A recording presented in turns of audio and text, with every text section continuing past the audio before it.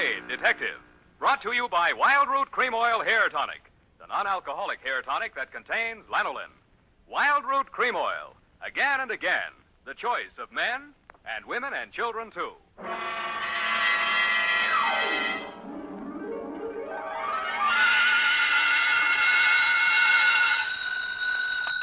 Sam Spade, Detective Agency. Very important, sweetheart. Write this down. Yes, Sam. I have pencil and paper ready. Ingredients, : Punctuation or ingredients, Sam? both. Well, what is it, Sam? A recipe. 1 pound of fennel. Oh, that's liquid measure, Sam. You put that in later. Cross out funnel? Not funnel, fennel. It is not liquid. It grows in Fairley-Pines. It's fairly what, Sam? 1 root of St. John's wort. Who's wart? Not wart, wart. Oh, wart. Don't interrupt. Some newt size, a couple pounds ought to be enough. 1 ounce of bat's wool. 1 adder fork, that is not a utensil. 1 fillet of fenny snake. Some lizard's legs. 1 hemlock root digged in the dark. Directions. In the poisoned entrails throw toad that under cold stone days and nights hast 31. And if anyone drops in for trick-or-treat, Effie, leave him have it. Oh, Sam, now I get it. Halloween. It's a witch's brew. You were only fooling. That's what you think, sweetheart. Get out your cauldron, your poison pen, and your book of malefactions. I'll be right down to dictate my report on the Fairley-Bright caper, or I should have stood in bed and ducked for apples.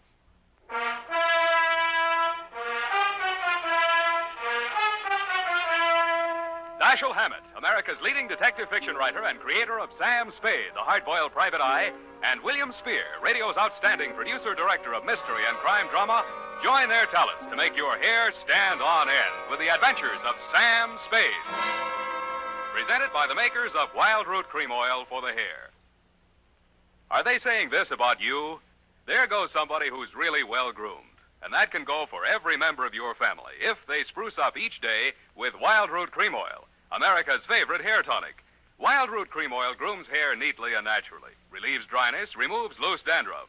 If your family hasn't tried it, get Wild Root Cream Oil in the new 25-cent bottle.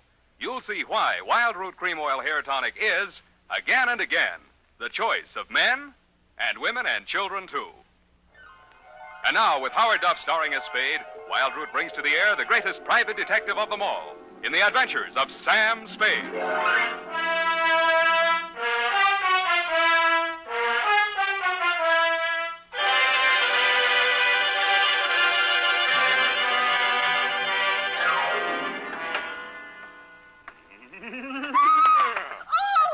Is that the wind dying? Oh, no, it's only 2 devils that blow through a murderer's bones to and fro in the ghost's moonshine. Oh, Sam, take off that ridiculous mask. You look about as much like a demon. As a demon, check. Fly your broom into the adjoining office, sister, and we'll weave a few spells. Date, Effie. Yes, Sam. What is this thing on my desk? Looks like a pumpkin. It is a pumpkin. I made it this afternoon. Here, I'll light it. Well, isn't that cute? Isn't that cute? Eyes and nose and mouth. Looks like Lieutenant Dundee of Homicide. Well, thank you, Sam. Thank you.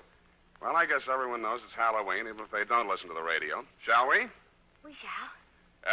Date, All Hallows Eve, 1948, to Fairley-Bright, Esquire, number 13, Black Place, City. From Samuel Spade, license number 137596. Subject, the Fairley-Bright caper. It was a fairly bright afternoon for the fog-bound Bay Area. There was no frost upon the pumpkin. In fact, as yet, no pumpkin.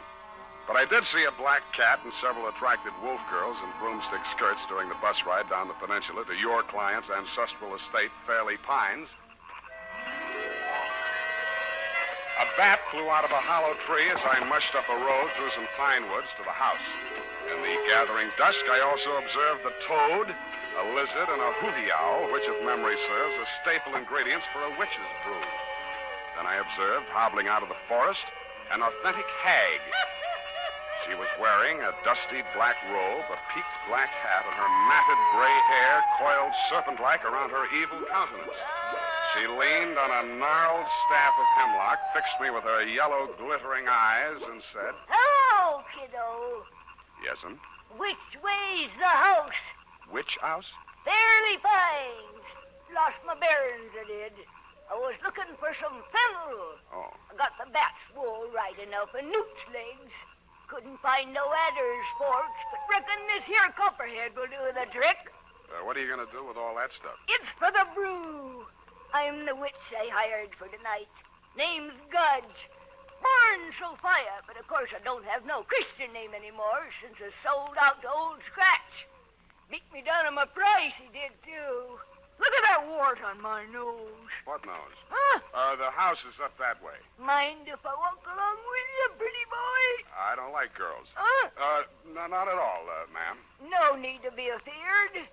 With the scroungy fee they're paying me, they'll be lucky if I give 'em a whiff of brimstone. Not so close, please. But I did promise one manifestation and the scream of a soul in torment at the witching hour. Yeah. Fiddle, fiddle, aye, fiddle. Ready or not, here I come. I'll shoot. Who is that? What's your hurry, sir? Where do I find Mr. Fairley-Bright? Oh, you're the detective, is Spade? Right. Oh, well, I'm Homer Langdon, attorney for the Fairley estate. Come along, I'll take you to him. Sorry for that challenge just now. Been hearing strange noises around the grounds. You notice anything peculiar as you came up the road? Well, there was an old lady. I use the term loosely. Looking for fennel? Yeah. That's the witch. Mr. Bright hired her for the party tonight. Takes her work kind of seriously, doesn't she? Well, you know how it is. Seasonal work. What does she do between Halloweens? Claims she hibernates. Gadophilia. Mrs. Fairley, Spade. She's eccentric. Don't let her know. Check. Oh, here I am, Homer. What was it you wanted? Oh, it's the man from the caterer. No, Ophelia. This is Mr. Spade, the detective that Mr. Bright employed. Oh, well, about that recipe for the aspic. Cook says she's never heard of putting fennel and lizard's claws in a tomato aspic. And Mr. Bright says hemlock is poison. You've got it mixed up, Ophelia. That's the recipe for the witch's brew. Well, anyway, the grocer says he doesn't stock them, so you'll have to garnish it with parsley. Ophelia, he's not the caterer. He's the detective. Oh, well, keep your eye on those pumpkins. Mice, you know. Mice? You know, mice. Pumpkins? Where is that witch? I've got to tell her about the parsley. Oh, witch? Mrs. Witch! Where are you? Sad case, but harmless. Shall we go in? Yeah.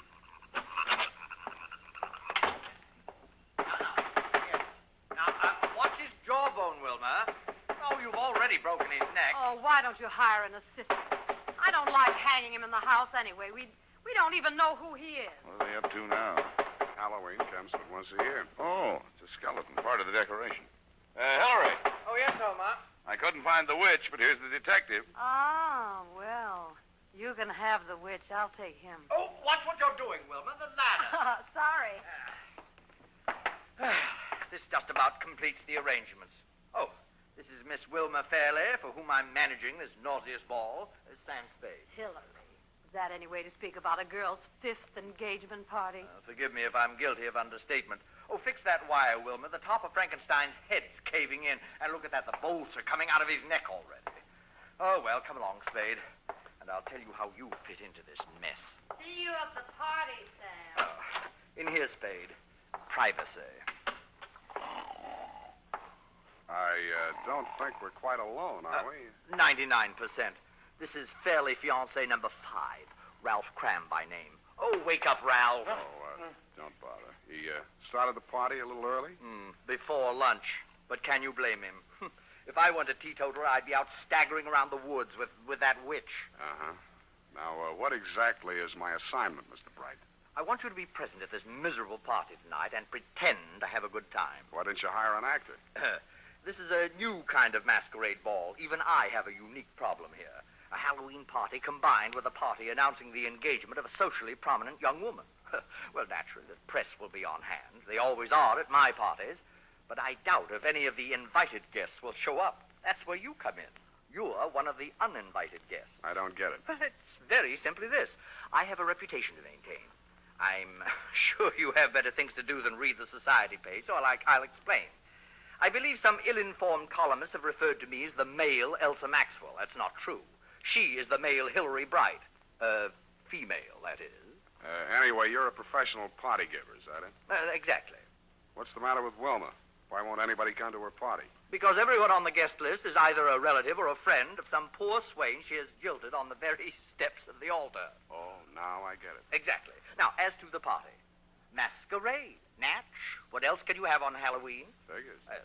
If anyone came, they'd probably be dressed as witches or pumpkins, which is dull enough in itself. Quite so. But the Fairleys and their immediate circle will undoubtedly trot out their moth-eaten Beaux-Arts costumes. Old Langdon as Louis XIV.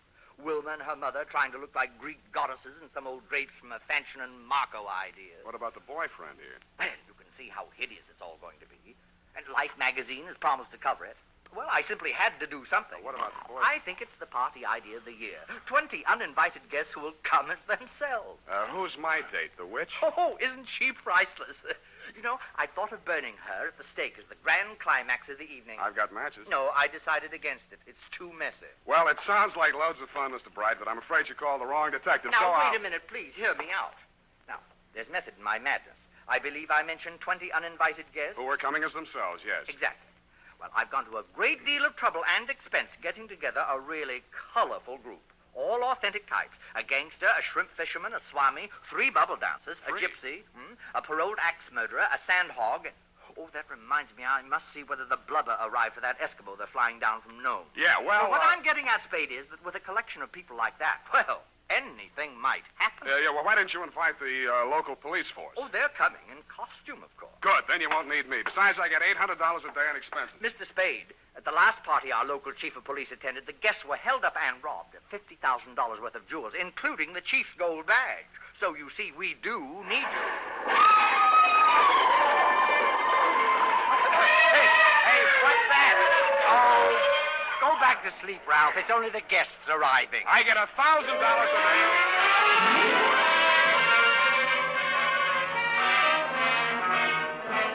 You were right. You did need a detective. In fact, you could have used several others.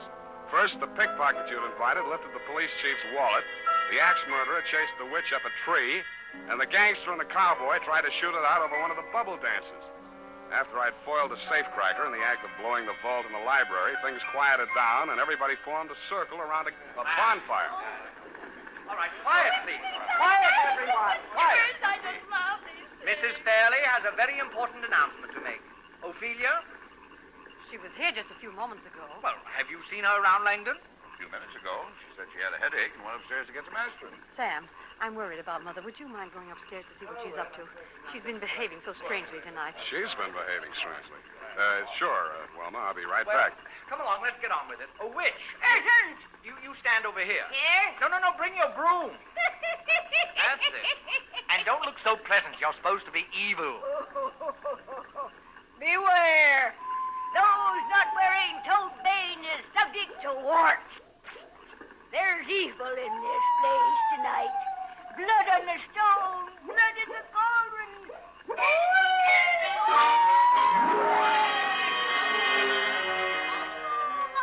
I hated to miss the manifestation, and I hoped I'd get back in time for the scream of the soul in torment the witch had promised earlier in the evening. I cased the rooms on the second floor. Wilma's fiancé, Ralph Cram, was in one of them, asleep. Ophelia wasn't in any of them. But in one of the bedrooms, I found something that puzzled me. A rope made out of bed sheets dangled out of the window, but the window was closed. I walked over and opened it. The witch was still at it. I couldn't see the merry little group around the bonfire, but where the firelight glowed against the tree trunks at the edge of the woods, I saw a white-robed figure crouching in the shadows. Then I heard it.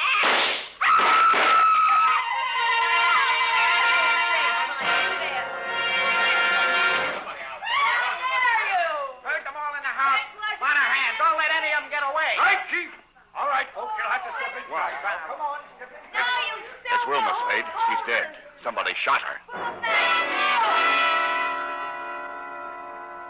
She was sprawled on her face at the foot of a big pine tree at the edge of the clearing. A single slug had entered her body just below her left shoulder blade. If this was part of Mr. Bright's Halloween production, I thought he'd overdone it just a little, because she was dead. As nearly as I could reconstruct it, Wilma had been standing outside the circle of people grouped around the fire, as if somebody in the woods had called to her and she'd left the group to investigate. She'd been facing the fire when she was shot. Then what about the 2 shots that had missed her? If the killer had been aiming at her and missed, he couldn't have avoided hitting somebody else in the crowd. I went back to the house to check the guests. All there, unwounded and accounted for, except the witch. According to the local chief of police, who was rapidly turning into a toad, she had flown away on her broom. I checked my nose for warts.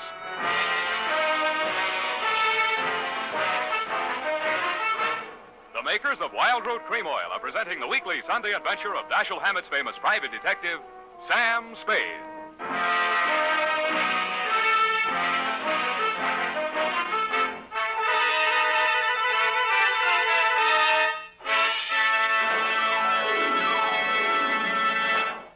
Now, here's important news on good grooming. If you want the well-groomed look that helps you get ahead, socially and on the job, listen. Recently, thousands of people from coast to coast who bought Wild Root Cream Oil for the first time were asked, how does Wild Root Cream Oil compare with the hair tonic you previously used? The results were amazing. Better than 4 out of 5 who replied said they preferred Wild Root Cream Oil. Remember, non-alcoholic Wild Root Cream Oil contains lanolin. It grooms the hair naturally, relieves dryness, and removes loose, ugly dandruff. So if you want your hair to be more attractive than ever before, get the generous new 25-cent size of Wild Root Cream Oil, America's leading hair tonic, on sale at all drug and toilet goods counters. It's also available in larger economy bottles and the handy new tube. Get Wild Root Cream Oil, again and again, the choice of men and women and children, too. And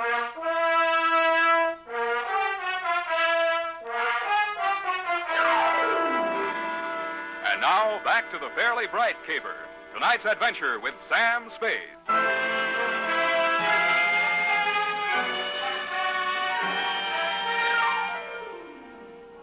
By dawn the next morning, Aloysius Becker, boy police chief, still hadn't sweated anything out of his 20-odd suspects, but yawned.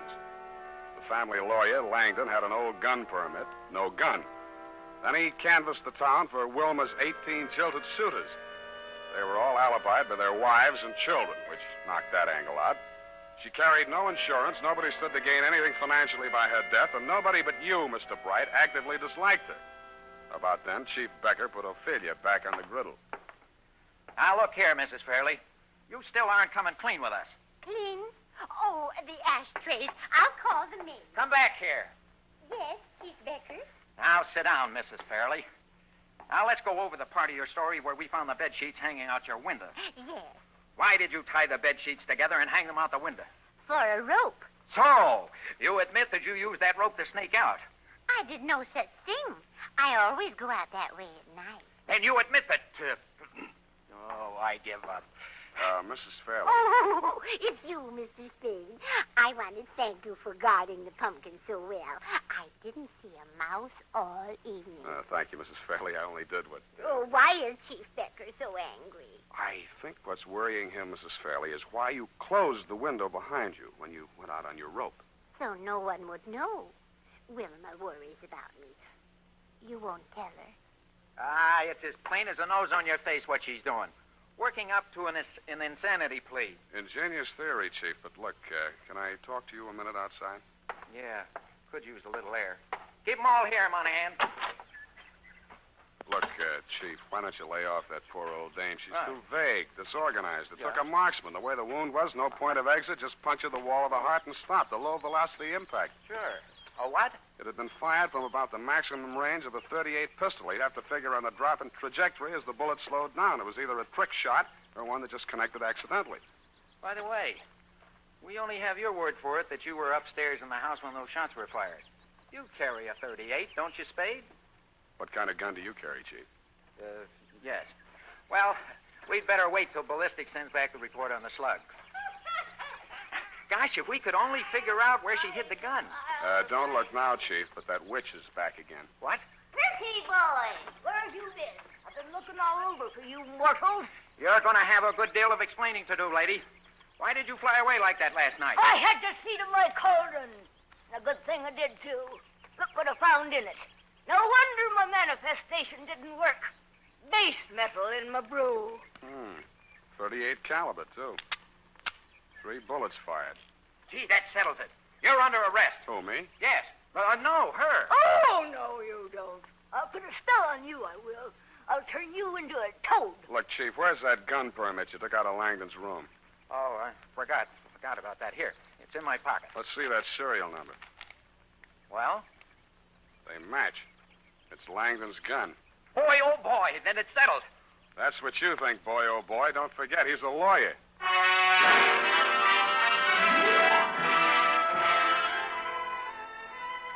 I headed for the woods. I found the spot where I'd seen the figure in white crouching just before the shots were fired. A little way back in the woods, I found footprints. French heels, short, mincing stride. Following along behind them was another set, flat soles, long, manly stride. The mannish footprints followed the feminine footprints almost to the clearing and then stopped. The feminine footprints went on straight to the spot where Wilma had fallen. I knew that no woman had been over this trail since the murder except the witch, who probably had cloven hoofs. Her cauldron had vanished, but the fire was still smoldering. I kicked through the ashes. I didn't know what I was looking for, but I found it. I raked it out with a stick and prodded it. The blackened outer layers crumbled away. It had been a raging bonfire, but there are few things harder to burn than a telephone book. The middle pages were yellowed from the heat and seared around the edges, but they were still intact. There was a hole punched in the middle of each page. Feminine footprints right up to the X that marked the spot in the phone book through which a bullet had been fired. I had a hunch the ballistics report would prove that Langdon's gun did not fire the fatal bullet. I was right, but for the wrong reason.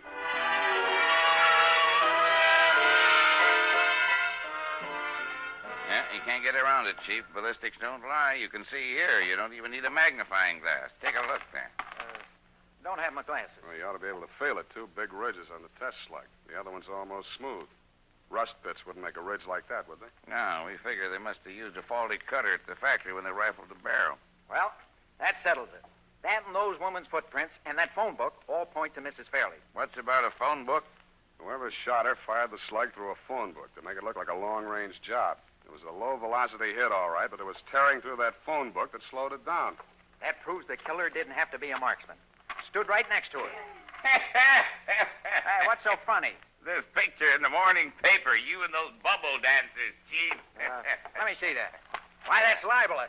It's more than that. Huh? They're in the background, Langdon and Mrs. Fairley. What about them? Their shoes. Langdon's dressed as Louis XIV, French heels. Mrs. Fairley in that Greek goddess getup, sandals, flat heels. It's Langdon's gun, then it's not Langdon's gun. It's a long-range shot, then it's through a Steed catalog. Phone book. Now it's a man in woman's shoes. An attorney at that. Monahan, get me some fingerprints, something I can work with.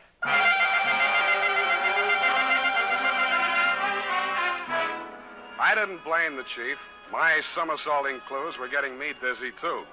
So far, Langdon, like the good lawyer he was, had kept his mouth shut, which meant nothing one way or the other. That was smart. But he disposed of his gun by throwing it in the witch's cauldron, which was stupid. A, because it was sure to be found, and B, because there was no reason for hiding it anyway. But two stupid sometimes make us smart. If he wanted it to be found, he must have had a story ready in case he had to talk. If I were in that spot, my story would have been that I fired those shots into the woods after the fleeing killer. But I didn't know how I would explain the fact that only 3 shots were heard, one of which killed Wilma. Then I thought of those 2 ridges on that test slug. 2 ridges, 2 shots into the woods. This time, I did know what I was looking for. They were buried deep in the soft trunk of a pine tree near the ground. I dropped to my knees and dug. I got the first one out and was looking at it. It was a misshapen hunk of worthless lead. Something embedded in the side of it glittered in the sun like a diamond. In fact, it was a diamond. Then it stopped glittering. Something behind me had come between it and the sun. I flopped on my side and rolled over. I grabbed his legs and tripped him. Then I saw his face. It was Langdon. I was halfway to my feet when his foot caught me where it hurt and my legs doubled up. I tried to keep moving and get my gun out at the same time. He was on his feet again before I was, so I fired without aiming from flat on my back. It only scorched his coat, but it stopped him a second. He swung his gun up, and I got ready to jump him. But I didn't have to. A pointed black hat rose up out of the brush behind him. Something flashed in the sun, and he collapsed. Put a spell on him, I did. With this here magic wand. Blown instrument to you, sonny. Thank you, Mrs. Witch. Guards is the handle, son, which is my profession. Well, boy, that was a close call. Put the cuffs on him, Monahan. Hey, what are you doing? No, Monahan, not Spade. Langdon there. Been following him since I found out he was wearing women's shoes. Well, That settles it, eh, Spade? Yeah, but you'll need this. What is it? A jeweled bullet. A slug with a diamond set in it. Come on, hero. It's the master clue of this caper. Oh, yeah, the master clue. You better come along, too, lady, for questioning. What? We'll book her for vagrancy if we need it. Oh, no, you don't. I'll turn you into a toad. You don't believe me, do you? Hoppy toad, warty and green. Feel anything? Well, on second thought, I reckon she's harmless, poor old soul. Soul, indeed. Ain't got any. I sold out to old Scratch 30 years ago come next Halloween. See you then, sonny. Go home and gargle.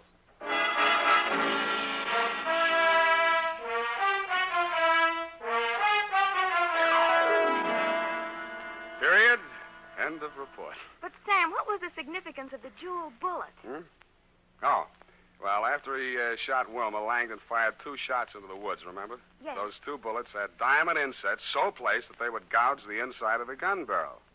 All bullets fired from the gun thereafter would have markings different from the one fired into Wilma's body. Oh. He was wrong, of course, but it was noble of him to want to cover up for poor Mrs. Fairley. What for, Abby?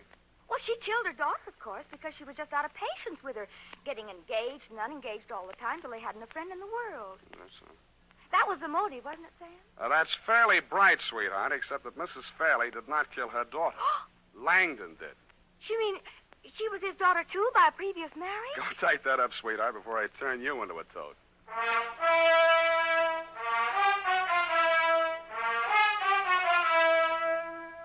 And now, listen to this. For here's a good tip. Spruce up right, spruce up now with Wild Root Cream Oil Hair Tonic. Wild Root Cream Oil grooms your hair neatly and naturally, relieves dryness, removes loose dandruff. Get the 25-cent get-acquainted bottle or the large economy size. And ask your barber for a professional application of Wild Root Cream Oil Hair Tonic. Again and again, the choice of men and women and children, too. Well, here it is, Sam. Of course, you know best, but Mrs. Fairley was the only one with a motive. Unless Mr. Bright was secretly in love with her and wanted to marry her himself. So he killed her. That was Fairley-Bright. Or her fiancé. What happened to him? He woke up and went home. Oh, well, I guess he didn't have a motive. Pay attention, sweetheart. Langdon, as trustee of the Fairley estate, had embezzled large sums of money, which he would have to account for under the community property law if she got married. She got married. He had already broken up many of her romances, but when the old lady went soft in the head, he decided to end the danger once and for all. He could explain matters any way he wanted to, and there'd be nobody to contradict him. Are you listening up? Sam, what does she do between Halloween? The witch? Mm-hmm. Oh, she's the squeak in the door on Inner Sanctum. Oh, Sam. You made the joke too small. Well, good night, Sam. Good night, sweetheart.